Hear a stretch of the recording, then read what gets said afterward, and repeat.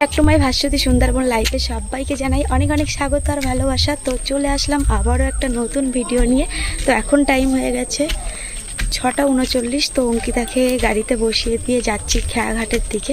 তো চলো খেয়া আছে কিনা দেখা যাক, আর পুরো ভিডিওটি দেখতে থাকো। বাচ্চাদের পড়িয়ে ছাড়লাম আর এখনও দেখো 3 জনের হয়নি, তো 3 জন এখনও লিখছে। তো লেখা হয়ে গেলে ছাড়বো। তো আমি ভাত বসিয়ে দিয়েছি আর তরকারি করব। আজকেও মাছ জোটেনি, তো তার জন্য ঢ্যাঁড়স আছে, ঢ্যাঁড়স আলু করব একটা তরকারি। আর কালকে শাক বাজারে কিন্তু হেব্বি লেগেছিলো, তো ভাবছি শাক তুলবো। তো প্রচুর রৌদ্রের কথা শোনা যেতে ইচ্ছা হচ্ছে না, তবু দেখি কি করা যায়। তো গেলে শেয়ার করব। তো চলো আগে ঢ্যাঁড়সগুলো কেটে একটা তরকারি হতে থাকুক। ভাতটা ফুটছে আর এদিকে দেখতে পাচ্ছ আমার পেঁয়াজ লঙ্কা হয়ে গেছে, আর এদিকে কেটে নিয়েছি ঢ্যাঁড়স আলু। তো কড়াইতে দিয়ে দেবো। এদিকে ঢ্যাঁড়সটা কষা চলছে আর এদিকে দেখো পড়াশুনো চলছে এখন।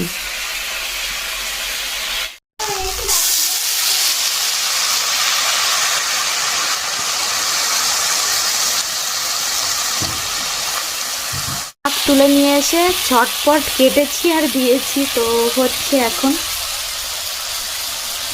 শাকটা না নাকে মুখে করে তুলে নিয়ে এসেছি, ঢ্যাঁড়সের তরকারি ওদিকে ফুটছে, আমি পুকুরে গিয়ে শাক তুলে নিয়ে এসেছি আর শেয়ার করা হয়নি।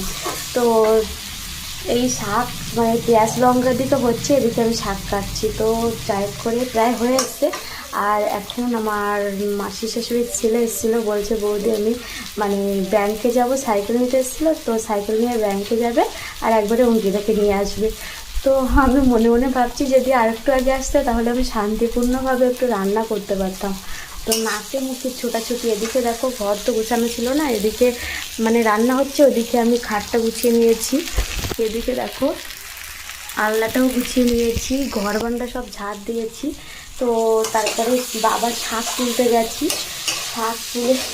শাক তুলে এনে এদিকে পেঁয়াজ লঙ্কা তেলে দিয়েছি আর এদিকে আমি শাক কাটছি। তো নাকে মুখে করে এইমাত্র গেল দেওর, নিয়ে আসতে গেল, বলছে আমি ব্যাংকে ব্যাংকে একটা দরকার আছে, তো সাইকেলটা দাও, আমি অঙ্কিতাকে একবারে নিয়ে আসবো। তো আমি বলছি তুমি আরেকটু আগে আসতে পারিনি, তাহলে আমার এত নাকে মুখে আর কাজ করতে হতো না। তো শেয়ার করতে পারিনি কিছুই, তো ছুটে ছুটে কাজ করেছি আজকে। তো চলো বন্ধুরা, এই দেখো শাকটা হয়ে এসছে প্রায়, আর এদিকে ঢেঁড়সের তরকারি তো হয়ে গেছে। তো ফার্স্টে আমি ভেবেছিলাম শাক করব না, তারপরে ভাবলাম অঙ্কিতা একটু শাক, এই গরমের সময় একটু শাকটা খেলে ভালো লাগে। তো একটা ঢেঁড়স আলু নিরামিষ তরকারি দিয়ে খেতে যাবে না, তার জন্য হাতে টাইম ছিল, তার জন্য গেছিলাম, না হলে ঢেঁড়স আলুর তরকারি দিয়েই খেতে হতো। তো চলো আমার শাকটাও প্রায় হয়ে গেছে, আর একটু ঘর মুছবো। তো এদিকে দেখতে পাচ্ছ ঘরটা মোছা হয়নি, তো ঘরটা মুছবো। আর সব কাজ মোটামুটি হয়ে গেছে, মুরগি কেটে দেওয়া, তো ঘর ঝাড় দেওয়া, বারান্দা ঝাড় দেওয়া সব কিছু হয়ে গেছে, শুধু ঘরটা মুছতে বাকি আছে। ঘরটা মুছে অঙ্কিতা আসলে অঙ্কিতাকে নিয়ে স্নান করে তারপরে চলে আসবো, দেখতে থাকো।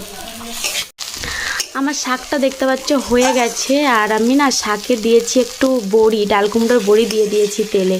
তো কালকে দিয়েছিলাম, বেশ খেতে ভালো লেগেছিল, তার জন্য আজকেও দিয়ে দিলাম। তো এখন স্নান করবো আর আজকে একটু মাথায় শ্যাম্পু করবো, প্রচুর গরম। তো চলো একবারে স্নান করে চলে আসছি। আর তো দেখো বন্ধুরা, কুকুরগুলোর এত গরম লেগেছে যে জলে এসে নেমে পড়েছে। তো এত গরম পড়ছে যে এরাও অস্থির হয়ে যাচ্ছে, দেখতে পাচ্ছ একদম গলা ডুবিয়ে আছে একজন, আর একজন দেখো কোথায় যাচ্ছে বাঘের মতন। আর এদিকে দেখো মাঠে গরু ছাগল ভরা। এখন টাইম হয়ে গেছে 5:58 হয়ে গেছে, প্রায় 6টা বাইরে যাই। তো এসছিলাম সেই স্নান করার আগে, তারপর আর ক্যামেরা অন করা হয়নি। তো এ কদিন না ব্লগগুলো কেমন একটা হচ্ছে যেন, আর এত গরম পড়ছে যে মানে ভালো লাগছে না, আর এনার্জি নেই কোনো। তো স্নান করে এসে খাওয়া দাওয়া করেছি। তো রান্না হয়েছিল তো ঢ্যাঁড়স আলু আর শাক ভাজা। তো শাক ভাজাটা বেশ ভালো লেগেছিলো। তো খাওয়া দাওয়া করে ঘুম দিলাম টানা একটা। তো 12টার থেকে পুরো একদম 4টে অবধি ঘুম পড়েছি। আর অঙ্কিতার তো টিউশনও নেই, তো আজকেরও গরমের ছুটি দিয়েছে। তো 15 দিন টানা গরমের ছুটি দিয়েছে ওর। অঙ্কিতাদের আজকের থেকে গরমের ছুটি দিয়েছে, তার জন্য অঙ্কিতা তো খুব আনন্দ, বলছে মা আমার আর স্কুলে যেতে হবে না অনেক দিন। আর টিউশনও ছুটি দিয়েছে, তো ওর আন্টি ডাক্তার দেখাতে গেছে কলকাতায়, তার জন্য টিউশনও নেই। তো টানা মা মেয়ে, ওর বাবাও আজকে যায়নি, একবেলা কাজ করে চলে এসেছিল। আর এখন তো আনসিজন হয়ে গেছে, তার জন্য ওর বাবাদের এবার বাড়ি এসে খেতে হবে। তো বাড়ি এসে দুপুরবেলা এসেছিলো 12টার দিকে, তো তারপরে আর যায়নি, একবারে খেয়ে দিয়ে ঘুমিয়ে এখন একটু বাজারের দিকে গেল ওর বাবা খেলা করতে, ক্রিকেট খেলতে। আর অঙ্কিতা ওই সাইডে খেলছে। কি বাবা ধোয়া হচ্ছে দেখো, মানে আমার শাশুড়ি মা উনুনে রান্না করেছিল, তো ছাই ফেলেছিল ওখানটা, তো সেখান দিয়ে দেখো ধোয়া হচ্ছে। তো জল দিয়ে দিয়ে গিয়ে, না হলে আগুন ধরে যাবে যখন তখন। তো তোমাদের একটু দেখায়, মানে ওই ফল পাতায় রান্না করে, তো তো ফল পাতার আগুন না অনেকক্ষণ থাকে, তো ছাই ফেলেছে, তো তার জন্য।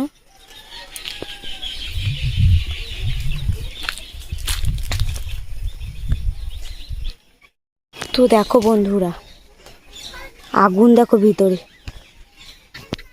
কি অবস্থা। আমার চোখে যদি না পড়তো পুরো একদম এগুলো ধরে যেত। পাশে দেখতে পাচ্ছ বাড়ি, তো ধোয়া হচ্ছে। তো দেখো আগুন গনগন করছে, আর এই ছাই ফেলেছে না, ছাইয়ের আগুন। পাশে দেখতে পাচ্ছ একটা বাড়ি আছে, মাটির বাড়ি, তো জল দিয়ে দিই আগে।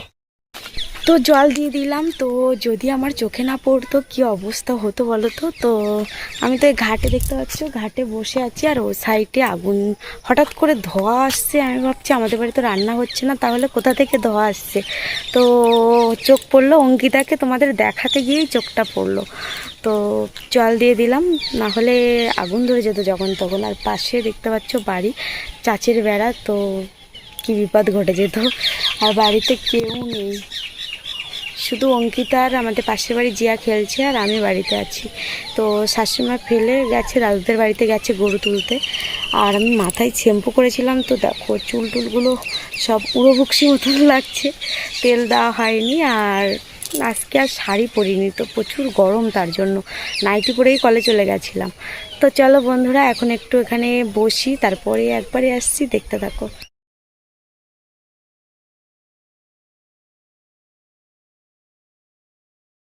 রাতের ডিনার কমপ্লিট, আর রাতে খেলাম আলুর দম দিয়ে। তো এদিকে দেখো মশারিও টানানো হয়ে গেছে, তো এবার আমরা ঘুমিয়ে পড়বো। তো এখানে ব্লগটা এন্ড করছি, তো দেখা হচ্ছে আবার একটা নতুন ভিডিওতে। ততক্ষণ পর্যন্ত সবাই অনেক অনেক ভালো থেকো, সুস্থ থেকো, টাটা, গুড নাইট।